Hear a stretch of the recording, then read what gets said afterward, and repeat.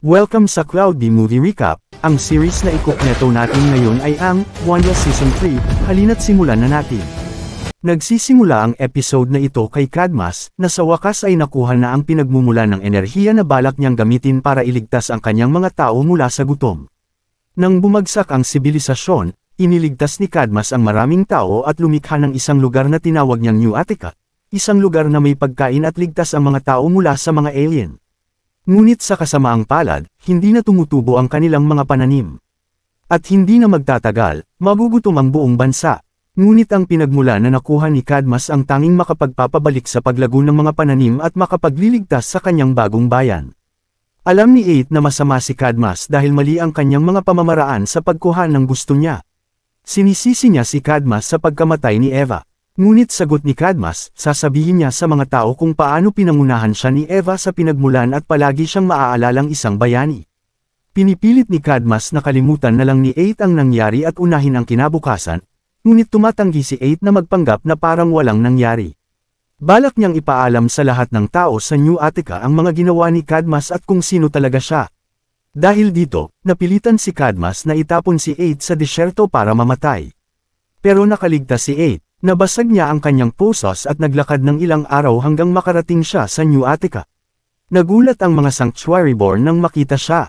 Sinubukan ni 8 makapasok sa pangunahing lungsod para balaan ang mga tao tungkol kay Cadmus, ngunit sinabi ng kanyang mga kaibigan na hindi siya makakapasok dahil isinara ni Cadmus ang mga tarangkahan mula sa loob. Nabigla sila nang malaman na si Cadmus pala ang may kasalanan sa pagkamatay ni Eva. Hindi sumuko si 8 at gumawa ng napakapanganib na hakbang. Umakyat siya sa napakataas na bundok upang makarating sa isang imburnal na tuwirang papunta sa lungsod.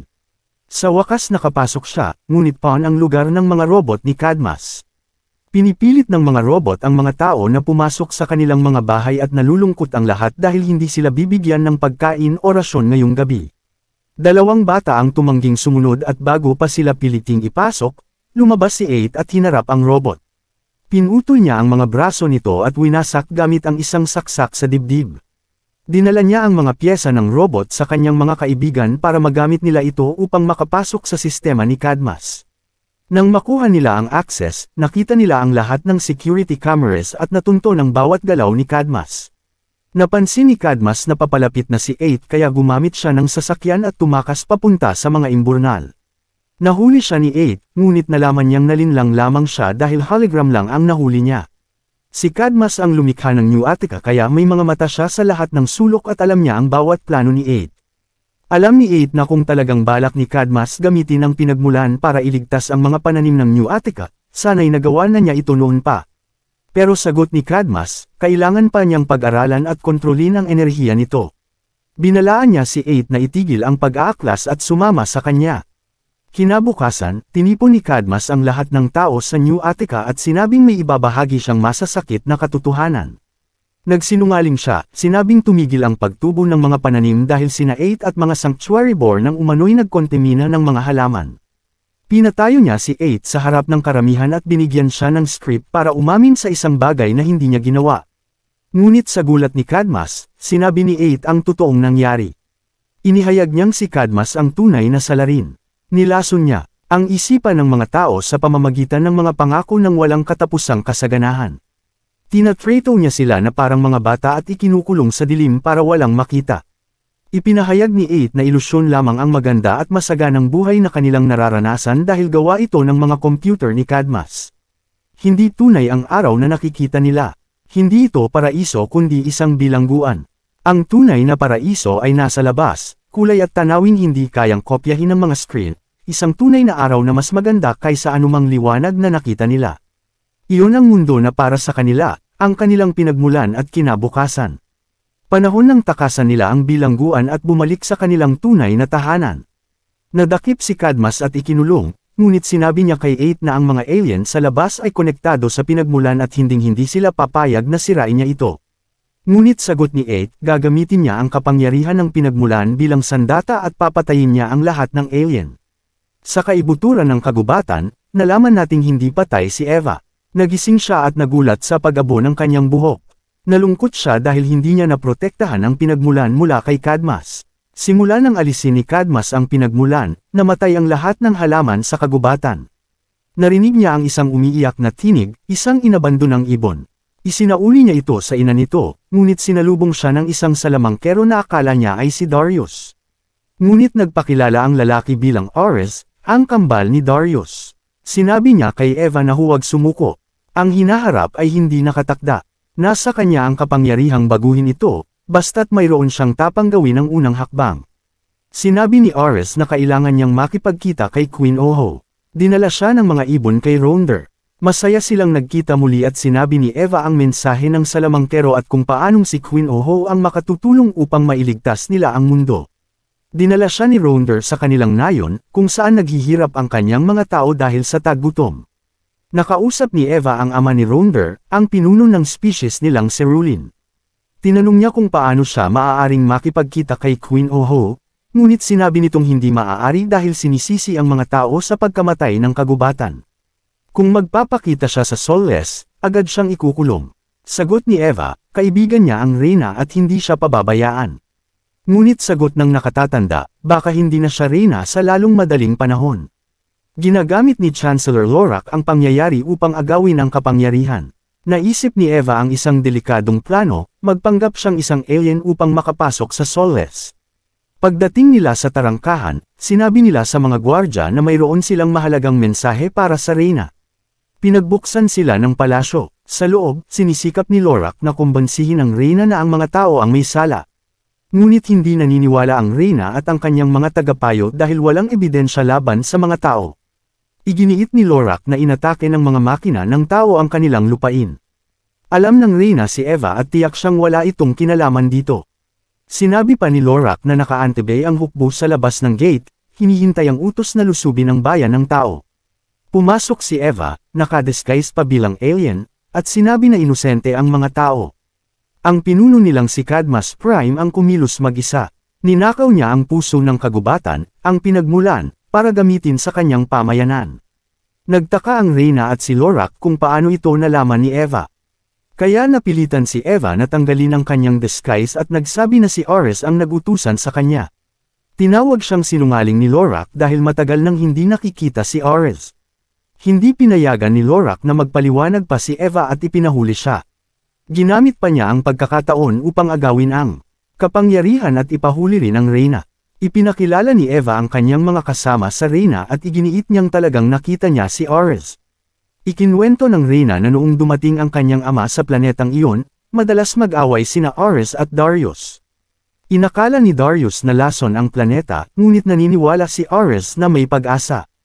Umalis si Ares mahigit 150 taon na ang nakalilipas upang hanapin ang tulay sa pagitan ng mundong noon at mundong maaaring maging bago. Nagtaka ang Reyna kung paano nakuha ni Cadmus ang pinagmulan dahil ginamit ng kanyang ama ang World Launcher upang itanim ang puso ng kagubatan sa pinakamalalim na bahagi ng planeta. Ngunit ipinaliwanag ni Eva na hindi nakarating ang pinagmulan sa core, bumagsak lang ito sa isang sanctuary. Kaya pala mabagal ang paglago. Tinanong ni Eva kung paano nila may hahatid ang pinagmulan sa core, at sagot ng Reyna, si Advisor Zen ang makakasagot. Naisip nila ang paraan para makalabas ng selda sa pamamagitan ng pagtulak kay Gargo papasok sa isang maliit na butas sa pinto ng kulungan, at siya ang tumulong upang mabuksan ito. Nahuli sila ng mga gwardya at nagsimulang habulin, pero sinalubong sila ni Retimus, isang tapat na lingkod ni Reyna Oho, at pinabagsak ang mga gwardya. Si Rites ay kapatid ni Bishal. Tinanong siya ni Reyna Oho kung alam niya kung saan sila makakahanap ng mga tagapayo. Pagkaraan nilang matagpuan si tagapayo Zin, sinabi nito na para maibalik ang paglago sa lupa, kailangang may hatid ang pinagmumulan ng enerhiya patungo sa ubod ng planeta. Kung wala ang World Launcher ni Haring Oho, imposibleng magawa iyon. Habang nag-iisip sila ng paraan, ibinahagi ni Eva ang tungkol sa thermal vent na nakita niya sa New Attica, at iyon ay diretso ang daan papunta sa ubod ng planeta. Kaya kailangan nilang pumasok sa New Attica, makuha ang pinagmulan, hanapin ang vent, at may hatid ang puso sa core bago maunahan sila ng hukbo ni Lorak. Nakarinig sila ng mga kampana, hudyat na natuklasan ng mga gwardya ang kanilang pagtakas. Dinala sila ni Queen Oho sa isang lihim na labasan, ngunit sarado ito. Dumating si Chip, isa pang tapat na kawal ng Reyna, at binuksan ang daan sa pamamagitan ng pagbasag sa pinto. Nakarating sina Lorak at ang kanyang hukbo sa silid, ngunit hinarang sila ni Rites at Ronder. Nabuksan ni Chip ang pintuan ng lagusan, at habang tumatakas sila, sinubukan ni Lorak na paputukan sila, ngunit pinigilan siya ni Zin. Binalaan ni Zin si Eva na ang pinagmumulan ng lakas ay dapat palaging nasa sisidlan at hindi niya ito dapat hawakan ng direkta. Makalipas ang ilang sandali, pinamunuan ni Lorak ang mga bantay ng palasyo palabas ng tarangkahan upang atakihin ang pamayanan ng mga tao. Sinimulan na nina Eva at ng kanyang grupo ang kanilang paglalakbay. Kailangan nilang mauna sa New Attica bago dumating si Lorak. Ngunit mas nauuna pa rin ang hukbo ni Lorak dahil hindi sila nagpapahinga. Muling nagkita sina Eva, Otto, at Vanpa. Masaya siya dahil kaya na nilang mauna sa New Attica dahil kay Otto, ngunit ipinaalala ni Ronder na hindi lahat sila kasya sa likod ni Otto. Nagsuggest si Vanpa na kailangan nila ay isang barko, at alam niya kung saan makakakuha, sa lugar na tinatawag na Lis.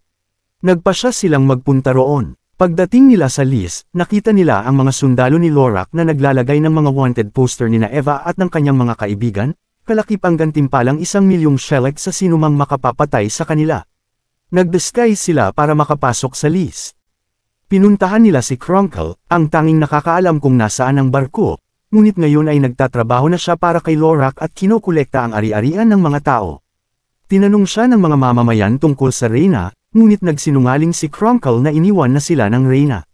Nagalit ang Reyna dahil nilalapastangan ni Krunkle ang pamana ng kanyang ama at tinangkang harapin ito, ngunit pinigilan siya para hindi masira ang kanilang plano.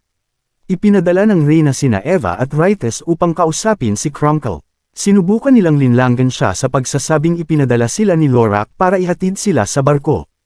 Hindi naniwala si Krunkle kaya tinakot siya ni Rites. Nilito sila ni Krunkle sa pagsasabing si Eva ang pumatay sa kapatid ni Rites. Nakatakas siya at tinawag ang mga bantay upang atakihin sila. Sinabi ni Retimus kay Eva na protektahan ang Reyna habang siya ang haharap sa mga bantay. Sinabi ni Eva sa Reyna na nabunyag na sila, kaya dinala sila ni Ronder sa isang kaibigan, si Hostia, upang magtago. Dinala sila ni Hostia sa lakas, kung saan nakaparada ang bark ng tao, ngunit kailangan muna nilang lampasan ang napakaraming bantay. Naisip ni Hostia ang isang mahusay na plano, itinago niya sila sa loob ng isang malaking kahon at sinabi sa mga bantay na ito ang regalo niya para sa kanilang pagsisikap sa digmaan. Pinayagan siyang makadaan kasama si Otto. Pagkalampas, lumabas sila mula sa kahon at palihim na pumasok sa barko. Sa loob, muling nagkita sina Eva at Hailey na nagtatago doon. Sinabi ni Hailey na hindi nila mapapalipad ang barko dahil nawawala ang equilibrium inverter. Dumating si Krunkle kasama ang mga bantay at ipinakitang nasa kanya ang equilibrium inverter, pati na si Retimus bilang bihag. Habang ipinautos niyang hulihin sila, umatake si Otto mula sa likuran, dahilan para mabitawan ni Krunkle ang inverter na nahulog sa lawa. Tumalon si Otto upang kunin ito, at samantala ay iniligtas ni Eva si Rites habang ang iba ay tumakbo papasok sa barko. Naibalik ni Otto ang inverter at ibinigay kay Vanpa upang paganahin ang barko. Habang paalis na sila, may isang bantay na gumamit ng tali upang pigilan ang paglipad ng barko. Nagdesisyon ang Reyna na gawin ang isang napakalaking panganib. Tinawag niya ang lahat ng mamamayan ng Lis at sinabi kung paano inagaw ni Lorak ang kanyang trono. Hindi na siya magtatago, matatakot, o mamumuhay sa dilim. Nakiusap siya sa mga tao na tulungan sila at lumaban para sa kanilang kalayaan. Dumating naman ang dalawang bantay at sinubukang arestuhin ang Reyna, ngunit nagalsa ang mga mamamayan upang ipagtanggol siya. Pinutol nila ang mga lubad na pumipigil sa barko. Pinalaya ni Eva si Rites, at lahat sila ay sumakay sa barko. Ngunit nagpasya ang Reyna na manatili sa Lis upang pamunuan ang kanyang mga tao. Ipinadala niya si Rites kasama nina Eva upang siguraduhin na magtatagumpay ang kanilang misyon. Pagdating nila sa hangganan ng New Attica, nalaman ni Eva na buhay pa si Aid, ngunit nagpas siyang mag-isa siyang makipagkita dahil galit si Aid sa mga alien. Masaya silang nagkita muli. Ipinahayag ni Eva na kailangan nilang dalhin ang source sa thermal vent upang mailagay sa core. Ngunit iba ang plano ni Aid, na hindi magugustuhan ni Eva. Inaresto siya ni Aid, sinasabing na impluwensyahan na siya ng mga alien. Nalaman ni Eva na si Aid na ngayon ang namumuno sa New Attica. Nahak niya ang mga robot ni Cadmus at ginawang hukbo para sa digmaan. Sinabi ni Eva kay Aid na paparating ang napakalaking hukbong alien, at kung hindi nila milalagay ang source sa core, mamamatay silang lahat. Ngunit sinabi ni Aid na narito na ang hukbo. Plano ni Aid na lipulin ang lahat ng alien bago muling maitayo ang kanilang mundo. Tiningnan ni Eva ang paparating na mga nilalang at nakita niyang hindi ito ang hukbo ni Lorak, kundi mga inosenteng alien lamang na nagpunta roon dahil naroon ang source. Sa kabila nito, pinaputukan sila ni Aid at tinamaan ang isang inang alien, dahilan para tawagin ni Eva si Aid na halimaw. Kinausap ni Eva ang mga alien sa pamamagitan ng telepatiya at hiniling na umalis sila para sa kanilang kaligtasan. Sinunod ito ng mga alien na ikinagulat ng mga tao. Sa kasamaang palad, dumating na rin ang hukbo ni Lorak para sa digmaan. Sinabi kay Aid na mas malaki ang hukbo ni Lorak, ngunit kumpiyansa siya na nasa plano pa rin ang lahat. Nagsimula ang labanan sa pagitan ng hukbo ni Lorak at hukbo ni Aid, habang sina Eva at ang kanyang mga kaibigan ay gumagawa ng paraan upang makalusot sa New Attica at mabawi ang source gamit ang isa sa mga makina ni Cadmus. Lumalamang ang hukbo ni Lorak dahil mas malaki at mas malakas ito, kahit pa napaka-advance ng mga armas ni Aid. Dahil dito, inutusan ni Aid ang lahat ng tao sa New Attica na lumikas dahil nakalusot na ang mga alien sa kanilang lungsod.